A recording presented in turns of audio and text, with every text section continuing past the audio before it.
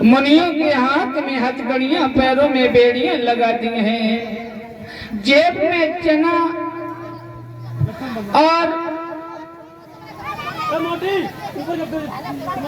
आधा जला हुआ साग, फटा हुआ जांगिया। प्रजा जो है त्रहे त्रहे मचाने लगी है चारों तरफ पृथ्वी। मैया जो है ब्रह्मा जी के पास में जाकर के रोने लगी है। देवता जो है पुकार कैसे करने लगे हैं, प्रभु मेरी रक्षा करो, रक्षा करो। जब ये आवाज ब्रह्मा जी के पास में पहुंची है, ब्रह्मा जी कहने लगे देवता उन्हीं के पास में जाकर के आंसू बहा जिन्होंने तुम्हारे आंसू पहुंचे। इधर मेरी भैया उसी समय जो है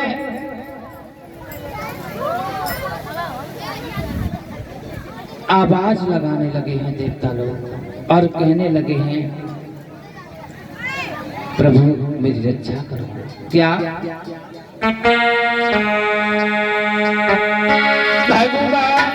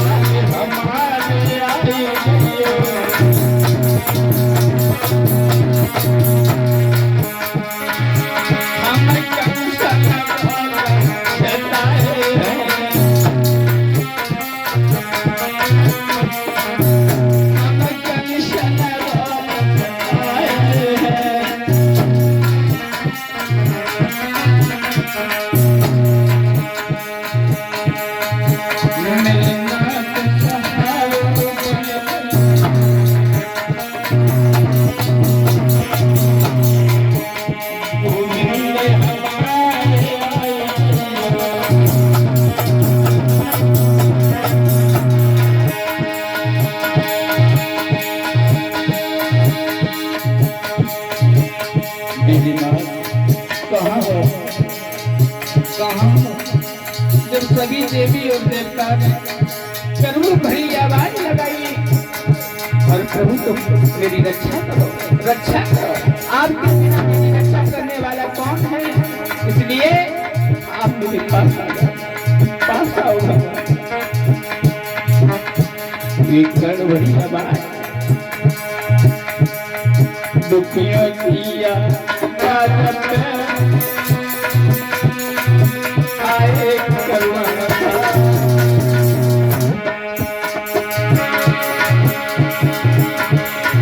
नवमंडल को पहुंची गई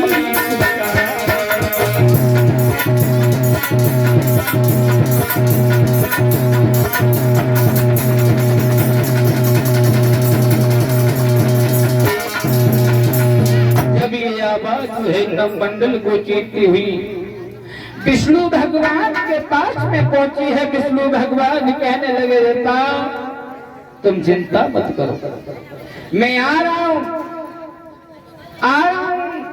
लेकिन हे देवगणों, हे वृंदावन, आप एक काम करना। देवी और देवताओं की आवाज को सुनकर के भगवान कहने लगे ऋषि मुनियों, हे पृथ्वी, मैं आ रहा हूं, तुम मेरा विश्वास करो, मैं तुम्हारी लाज को बचाऊंगा और उस नीच को मार करके गिराऊंगा। बोले देवकी का आत्मा पुत्र कहता। बोले राशि बिहारी भगवान की। भगवान ने क्या कहा? तुम भी जाओ घूम के और धराया कभी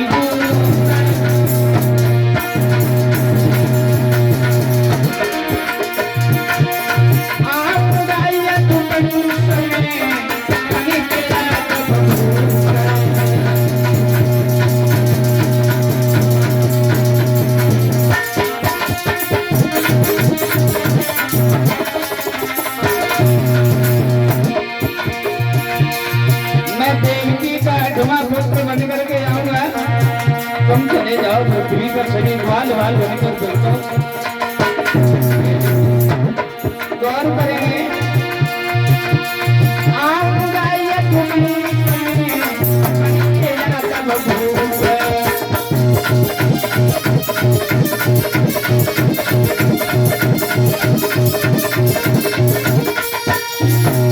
जवाब दिया तुम ग्वाल वाल बनकर के पृथ्वी पर फिरतो मैं आऊंगा, तुम्हारे कष्ट को हरूंगा। उसी समय आइए गौर करेंगे, कंस के चाचा का नाम था देवक और देवक की एक बेटी थी जिसका नाम था देवकी। और देवकी की शादी योग्य थी और लेकिन एक बात ध्यान रखना, कंस देवकी को बहुत चाहता था। एक दिन देवक ने सोचा देवकी की शादी की योग्य हो चुकी है, क्यों ना हम इसकी शादी कर दें। हमने जो है जब ये कहा है तो कंस को बुलवाया है और उग्रसेन कहने लगे पूछना जरूरी है। देवक कंस के पास में पहुंचे, कहने लगे भोजराज कंस तुम्हें नहीं मालूम देव की शादी, उसकी शादी करनी चाहिए। और क्या बोले, सुन ले मेरे लाला, सुन ले मेरे लाला, ओ क्यों समझाई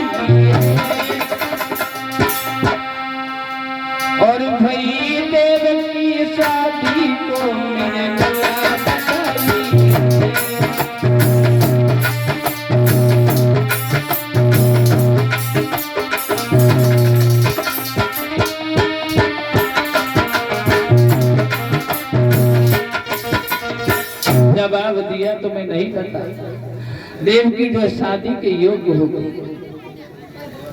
क्या कह रहे हो, शादी की? हाँ, मेरा कहने का मतलब ये है बेटा, अरे सुन मेरे लाल कहूँ समझ आई, सुन मेरे समझ आई।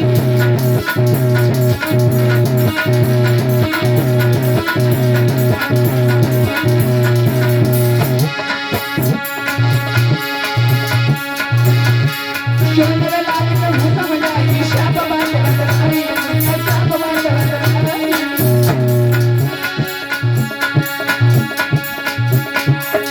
आंगन बीच में घूम रही ले बैठी अब बताऊं, सुन मेरे लाला।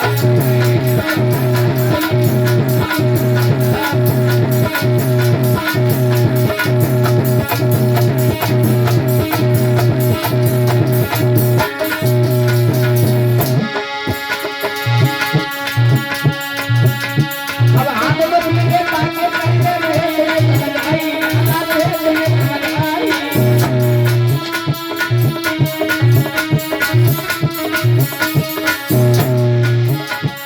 सुंदर बड़े धुने में नाचे बैठी देवनारी सुनने लगा।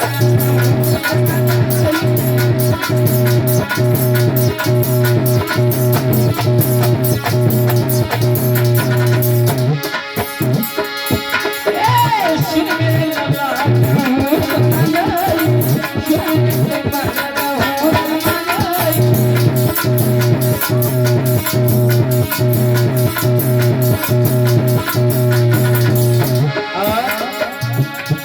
सुन के इतनी बात कर सुन पल की नजर लगाई, दुनिया पल की नजर लगाई।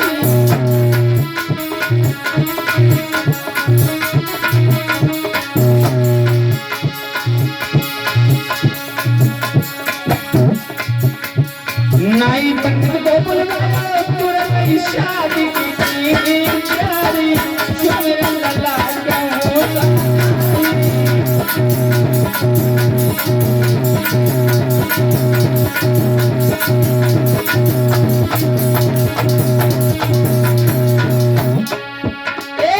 सुन मेरे कुमार कहूँ समालाई, सुन मेरे कुमार कहूँ समालाई।